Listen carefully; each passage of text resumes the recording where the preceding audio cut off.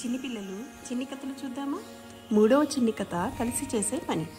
ఒక అడవిలో 4 జంతువులు కుందేలు, తాబేలు, కోతి, పిచుక స్నేహంగా ఉండేవి. ఆ 4 ఒకరోజు ఒక చిన్న గుడిసె కట్టుకోవాలని అనుకున్నాయి.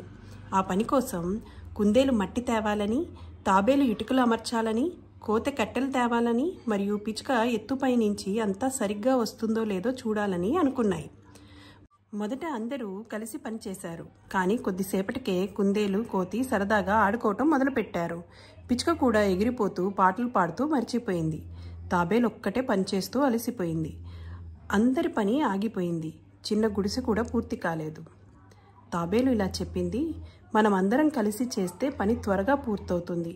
మధ్యలో ఆడుకుంటే పని ఏదీ పూర్తి కాదు. అప్పుడు మిగతా 3 గ్రహించారు.